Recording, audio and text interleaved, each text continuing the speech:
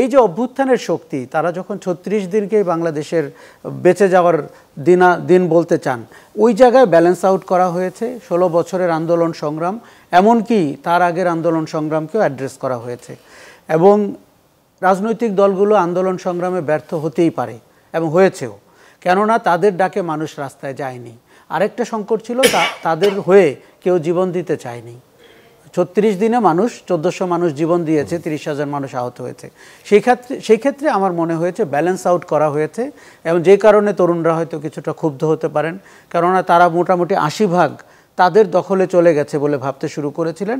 ঘোষণাপত্রটি ঐতিহাসিক কিছু বর্ণনায় আরেকটু ঋদ্ধ হলে সময়ের চাপেও টিকে থাকতে পারতো এই ঘোষণাপত্রটি।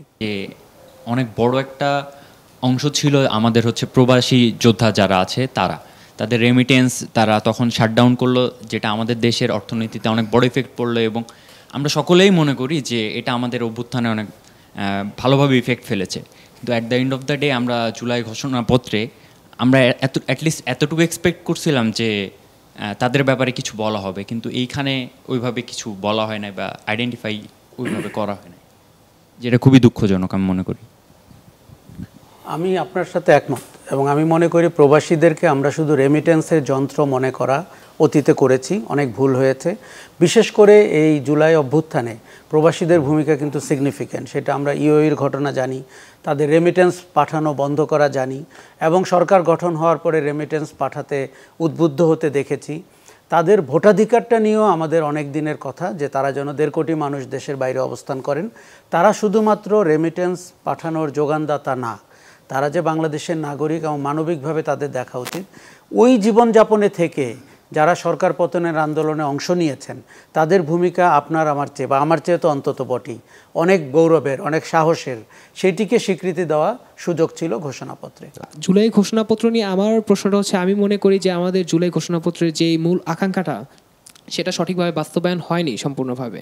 কারণ আমরা জুলাই ঘোষণাপত্রের আগে যে অবস্থাগুলো দেখেছি, যে নিহত আহতদের যেই লিস্টটা প্রকাশ করা হবে, বা এটা জুলাই ঘোষণাপত্রে ক্লিয়ার করা হয়নি, বা পুলিশের আইনি যে অবস্থা, বা যে প্রশাসন ক্যাডার বা যারা মূল হত্যাকারী ছিল, ইভেন যারা জুলাইয়ের মধ্যে বর্তমানে আমরা দেখতে পাচ্ছি অনেক জুলাইয়ের ফেক যোদ্ধা বের হয়েছে, যেটা আমাদের জুলাই ঘোষণাপত্রে অনেক বড়োভাবে ইফেক্ট করে।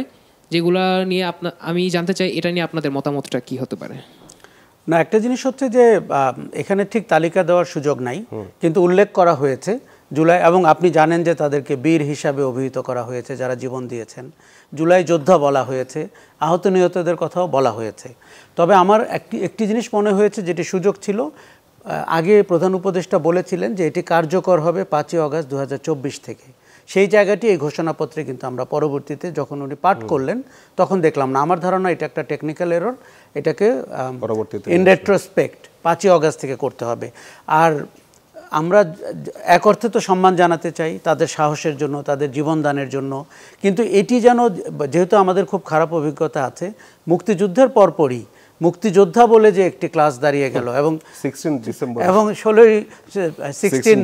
ব্রিগেড ব্যাটালিয়ান, এবং ২০২৪ আওয়ামী লীগ যতদিন টিকে ছিল ততদিন মুক্তিযুদ্ধকে তার ব্যবসা ক্ষেত্র বানিয়েছে, যেখানে প্রায় ১.৫ লক্ষ ভুয়া মুক্তিযোদ্ধাকে অন্তর্ভুক্ত করা হয়েছে, তাদের ভাতা বাড়িয়েছে, মুক্তিযোদ্ধা নিয়ে রাজনীতি করেছে।